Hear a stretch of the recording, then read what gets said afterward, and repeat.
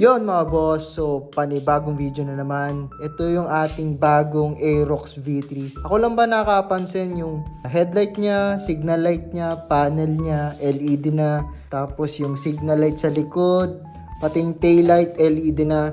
Pero yung ilaw natin sa plaka mga boss, bumbilya pa rin niya mga boss. Kaya ngayon papalitan natin yan ng LED. Bali ito yung tinutukoy ko. Yan yung kung makikita nyo, yung ilaw niya para sa plaka, bumbilya pa rin. And then, isa reason ba't papalitan nyo ito mga boss is talagang umiinit dito ang banda. May mga nakikita ko sa page na nasusunog talaga to. Kaya maganda na palitan natin siya ng LED. So ito mga boss, yung ating ipapalit na LED. Yung brand niya is Oxito. Hindi to sponsor mga boss ha. Nabili ko lang sa Shopee. And then, buksan na natin. So, makikita nyo, ito yung itsura niya. Kung makikita sa video. Yan. Yung sukat pala nito mga boss is yung tinatawag nilang T10. So, ito-drop ko na lang sa comment or sa description ng video na to. Kung saan nyo makikita itong product na to. So, buksan na natin to. Para makita nyo rin yung mismong LED. So, 2 piraso na rin yan. Just in case mapunde, may backup kayo. Ito mga boss yung itsura niya. Yan. Kung makikita nyo, sobrang liit talaga. Ang cute niya tignan.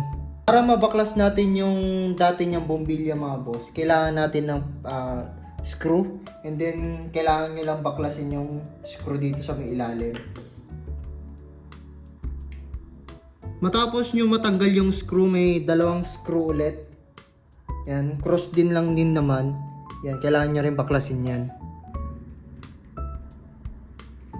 Ito na siya, nakita na natin yung bumbilyo niya. Gagawin lang natin, hihilain lang natin ng dahan-dahan.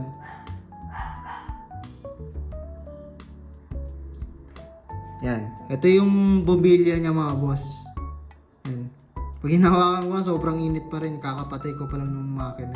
Balik, kakabit na natin tong bago nating LED. Ganon lang din kung paano nyo hinila yung bombilya, ganon din yung pagpasok. Kahit magkabaliktaran yan mga boss. Yan. Nailagay na natin siya, testingin na natin kung may ilaw. Yan mga boss, ito na yung ating LED.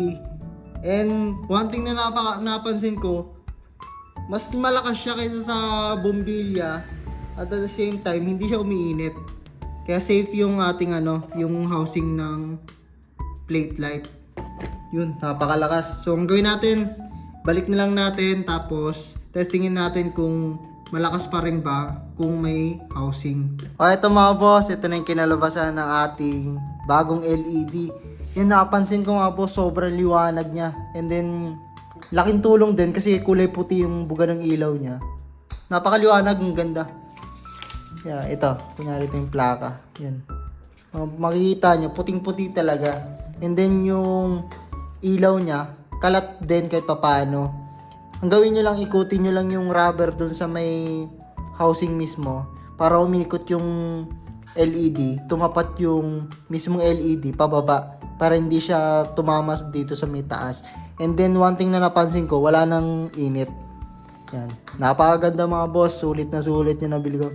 79 pesos ko lang nabili sa Shopee pero sulit na. Yun. Naway nakatulong sa inyo sa mga naka-Aerox na version 3 or version 2. Alam ko version 2 ganito din. Pwede nyo palitan yung park light, plate light nyo ng ganito. Mas maganda, advisable magpalit na kayo ng gantong LED. Both sa maliwanag siya, safe na safe yung housing. So yun. Naway nakatulong and kita-kits po sa next video. Paalam!